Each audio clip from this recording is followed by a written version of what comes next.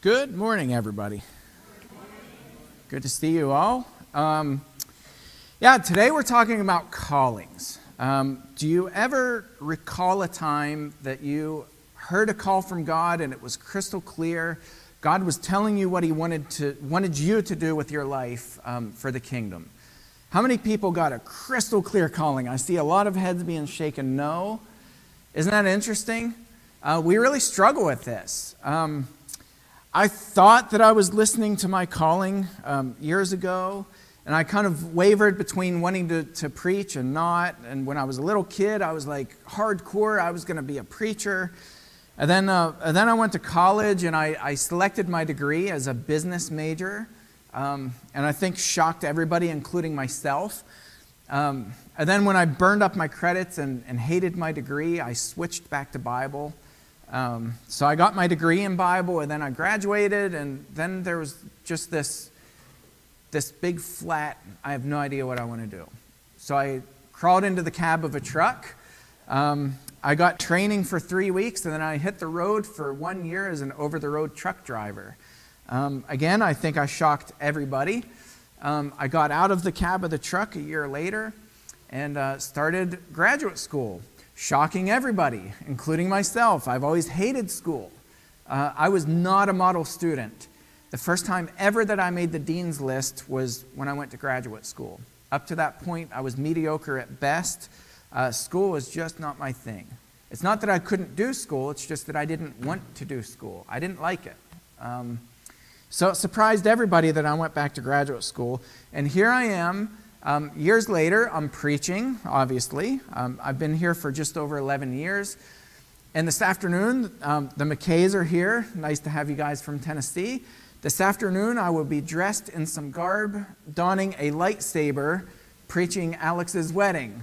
I never knew that this was my calling, but, but it is. You never know where God's going to take us. It's kind of wide open. And so as we talk about callings, I want to talk about some surprises and some twists and turns along the way, and just how to roll with those and keep going, because I think sometimes our calling is not real clear. Can we agree with that? Some of you are still trying to figure out what you want to be when you grow up. Join the club. I'm right there with you. But one thing that I know that all of us Christians are called to do, and that's to be faithful. To tell people about Jesus, regardless of whether you're paid to do it, if you're a professional minister, so to speak, regardless of what your role is or what your duty is as a Christian, we are all called to tell people about Jesus. I've been doing this series on navigating the church during COVID, and we're talking about revival. Our overall theme for this year is revival. Navigating the church during COVID, I've been talking about some troubling trends, and a lot of churches are closing their doors. It was predicted by the Barna Institute that 1 in 5 churches are going to close their doors within the next 18 months. That's nationwide. Those are troubling trends, but they shouldn't scare us. As Christians, they shouldn't worry us yet. But they shouldn't trouble us, right? Because the Bible speaks so clearly to people who are up against all kinds of problems and issues and persecution and discouragement and depression and all kinds of issues, fighting, churches dividing, churches splitting, people just diving into all kinds of sin and making the church an embarrassment before the world. This was the reality in the first century. So I don't think we're living in unprecedented times. During class this morning, I talked about the political climate that the Christians found themselves in the first century, and it was a hot mess. The Christians were being persecuted. The Christians were hated. James, the brother of John, was killed. Later on, not that much longer, James, the brother of Jesus, was murdered. Persecution was a real threat. And the Roman leaders knew that whenever they persecuted Christians, they would get accolades. People enjoyed when Christians were persecuted because they didn't like them. It's not like Christians lived like we live now in 2020 in the United States. Christians were not well liked. So I want to talk about Paul's call to Macedonia and kind of what led up to that, because Paul had this clear calling, or so he thought. He's called into Macedonia after getting so many doors slammed in his face. And if you know anything about Paul, Paul couldn't not preach. It was not in Paul's DNA.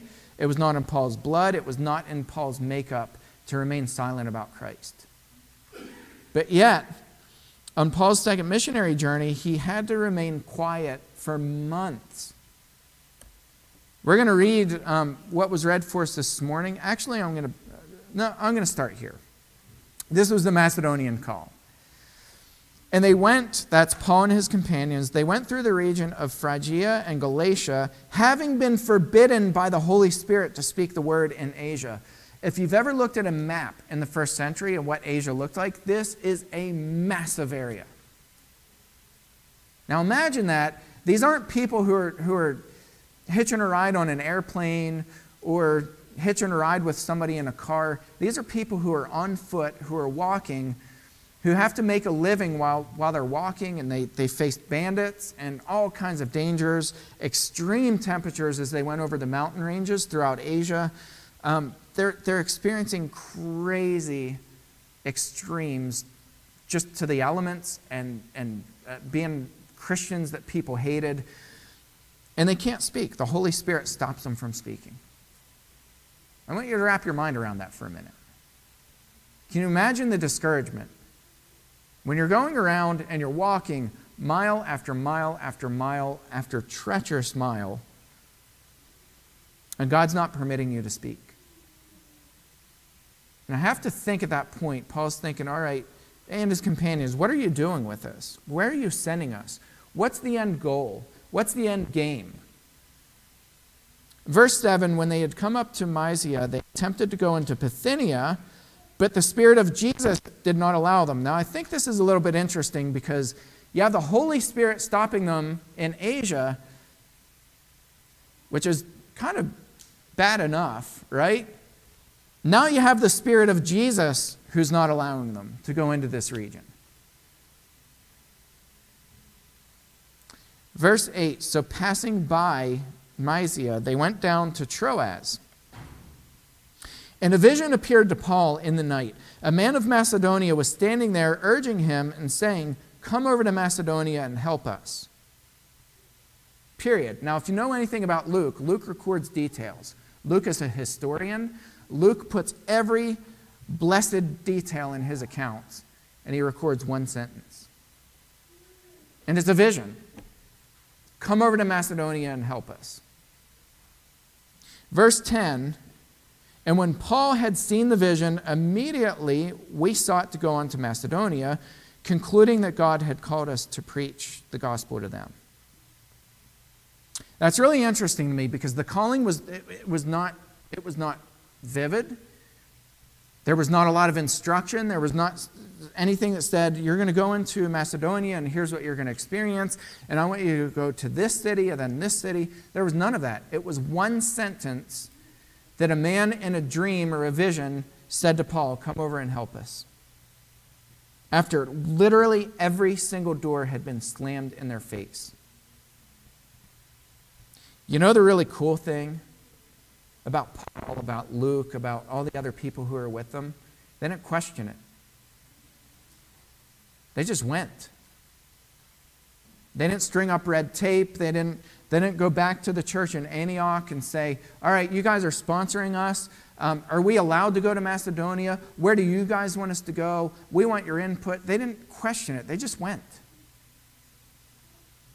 But here's the really crazy thing. They went after experiencing put down after put down, where the doors are slammed in their face, and they had to have been discouraged at this point. I would have been. I would have been incredibly discouraged. Having all these doors slammed in your face, not being permitted to preach, or even talk about God. And then all of a sudden there's this call, and I think that excited them in a way. And I think they were like, finally, we're going to get some action. Little did they know what waited for them in Macedonia. In my mind, right, because I'm an American Christian, in my mind, I would have thought, all right, all these doors have been slammed. Now this door is open. Things are going to rock and roll now. Things are going to be good. God is going to bless this trip. There's, finances are going to flow. People are going to be receptive to the gospel. Guys, little did they know what awaited for them in Macedonia. And it was not good. Most of it was not good.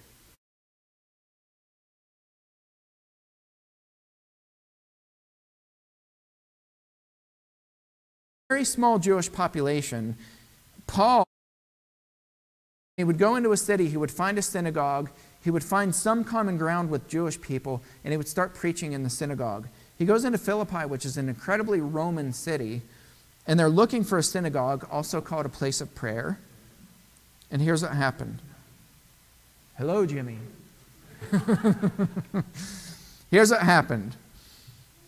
Maybe that's my call. That's my vision. So setting sail from Troas, we made a direct voyage to Samothrace, and the following day to Neapolis, and from there to Philippi, which is a leading city of the district of Macedonia, and a Roman colony. We remained in the city some days, and on Sabbath day, we went outside the gate to the riverside. They left the city. That's unheard of for Paul. Typically, Paul goes right into the city, makes himself home, rubs shoulders with all the right people, has at least some connections, and he starts preaching. But here, they leave the city gate and they go out to the middle of nowhere, where we supposed there was a place of prayer, and we sat down and spoke to the women who had come together. Most scholars agree there were no men present. It wasn't a mixed group. It was a small group of women. And they just sat down, and I think this was so out of the ordinary for Paul and his companions for what they had experienced for their entire first missionary journey. But they did it anyway. They sat down and they preached. And there was this woman there named Lydia. Lydia was baptized, her and her household. She invites them in, and she's converted. And not much other action really happens. Kind of quiet in Philippi. Until Paul was attacked, him and Silas. They're beaten, put in prison, and they're chased out of the city. See, there was a slave girl who made her money from fortune telling, and she went around telling people that these people are preaching about the kingdom of God. She wouldn't stop. She was relentless, and finally Paul cast that spirit out of this girl, and it took away the livelihood of the family, and the family was not happy about it. Verse 22. The crowd joined in attacking them, and the magistrates tore the garments off them and gave orders to beat them with rods. And when they had inflicted many blows upon them, that's Paul and Silas, they threw them into prison, ordering the jailer to keep them safely. Having received this order, he put them into the inner prison and fastened their feet in the stocks. This did not happen to Roman citizens. Paul was a Roman citizen. You were never beaten, ever. No matter how bad things got, you were never beaten without a trial as a Roman citizen. But something happened. It was a big oops on the part of the Roman people who did this to Paul. They're beaten severely and put in prison. Now, if you've ever been discouraged at any point, if you've ever thought, now's the time when I'm going to give up. I'm going to quit going to church. I'm just going to stop talking about Jesus. I'm going to stop doing whatever. If you've ever been at that point, think about this. They get this call. Come to Macedonia and help us. And they go immediately. They leave. They go to Macedonia. They find a tiny, tiny group of people in the middle of nowhere. They have one or two or three, it's just a small handful of baptisms. But then this happens. Severely beaten.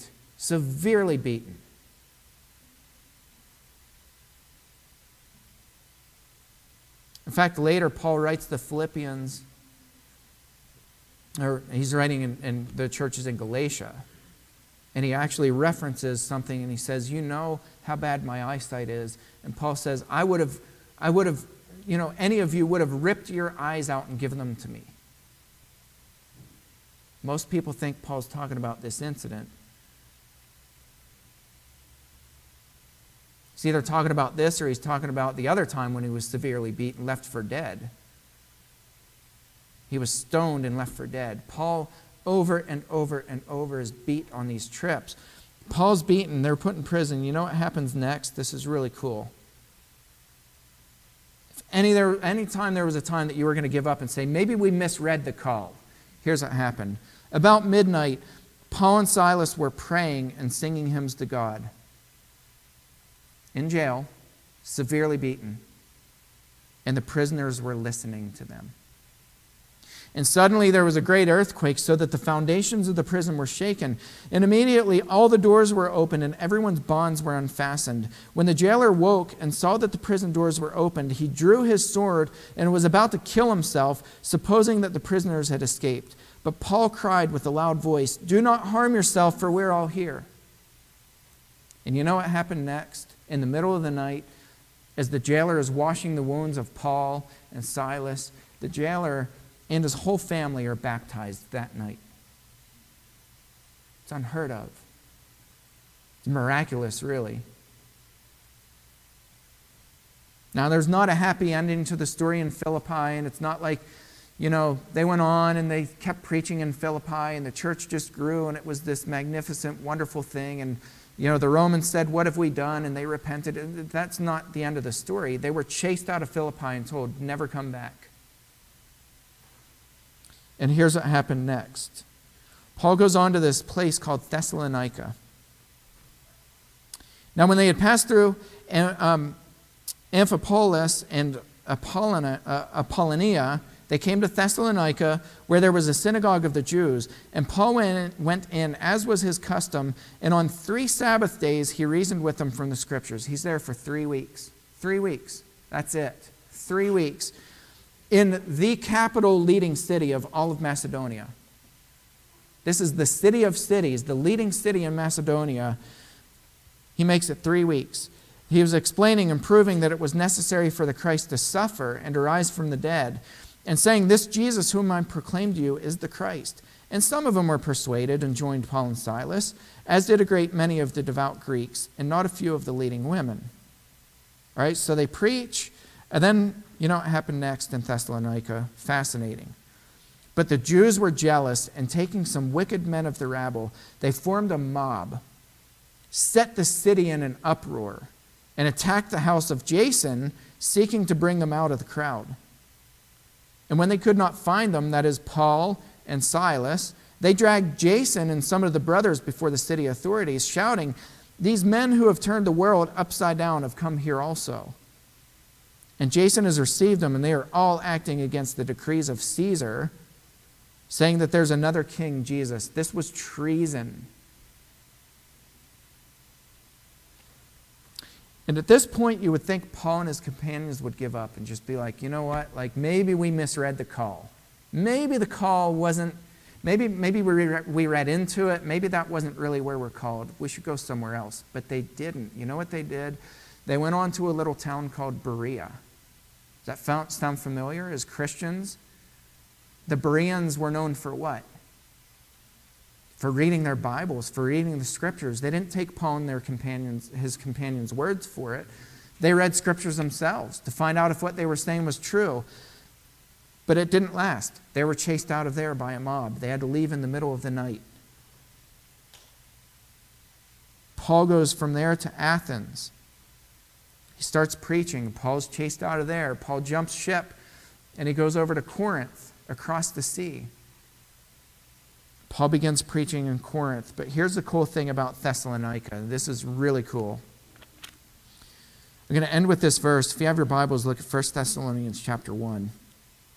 This is how cool God is, and this is what happens when you're faithful. 1 Thessalonians chapter 1, Paul says this, starting in verse 2. We give thanks to God always for all of you, constantly mentioning you in our prayers, remembering before our Father and our God and Father your work of faith and labor of love and steadfastness of hope in our Lord Jesus Christ. For we know, brothers, loved by God, that he has chosen you, because our gospel came to you not only in word, but also in power and in the Holy Spirit and with full conviction. You know what kind of men we proved to be among you for your sake. And you became imitators of us and of the Lord, for you received the word in much affliction. It's interesting, isn't it? Paul was there for 3 weeks. The whole time he's there, it's just constant agitation and people coming and fighting them and this mob coming and chasing them out, and Roman authorities looking, knocking houses on new Christians and saying, "Where are Paul and Silas?" Paul says, you received the word in much affliction with the joy of the Holy Spirit, so that you became an example to all the believers in Macedonia and Achaia. For not only has the word of the Lord sounded forth from you in Macedonia and Achaia, but your faith, he's talking to the church in Thessalonica, your faith in God has gone forth everywhere, so that we need not say anything. For they themselves report concerning us the kind of reception we had among you, how you turned to God from idols to serve the living and true God, and to wait for his Son from heaven, whom he raised from the dead, Jesus, who delivers us from the wrath to come. The church in Thessalonica became the most evangelistic church that's even recorded in all of the New Testament. Paul was there for 3 weeks. And it's not like it was this highly efficient, highly effective evangelistic missionary trip.